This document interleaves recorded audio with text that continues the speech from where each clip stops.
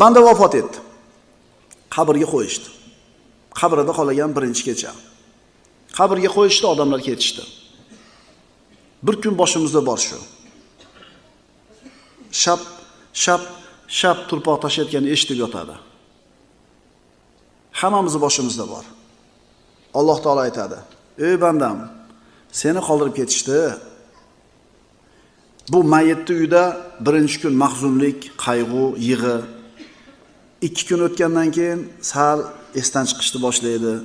Bir hafta o'tgandan keyin bu mayitni odamlar sekin-sekin unutib, hamma o'zini ishi bilan ovora bo'lib ketadi. Bir oydan keyin boyagidek o'yin-kulgi, valima, sayohat, mayit qabrda qolib ketdi." Alloh taolo aytayapti: "Ey bandam, seni qoldirib o'zlari ketishdi, tuproqqa berishdi. Agar sen bilan qolganda ham senga ularning foydasi tegmas edi. Endi sen uchun mendan boshqa hech kim yo'q. Endi sen uchun mendan boshqa hech kim yo'q.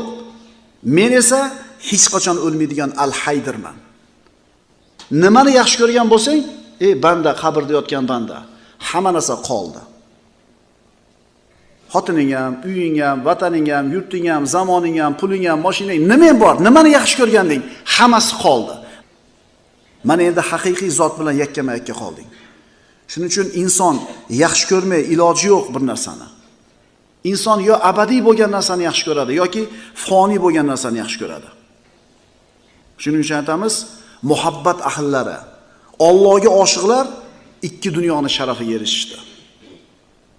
Payg'ambarimiz sollallohu alayhi vasallam aytadilar: "Al-mar'u ma'a man ahabba." Kishi qiyomatda kimlar bilan birga bo'ladi? O'zi yaxshi ko'rganlari bilan birga bo'ladi. Biz kimni yaxshi ko'ramiz? Biz Allohni yaxshi ko'ramiz. Biz Muhammad alayhisalomni yaxshi ko'ramiz. Biz sahobalarni yaxshi ko'ramiz. Tobiinlarni yaxshi ko'ramiz. Mo'minlarni yaxshi ko'ramiz.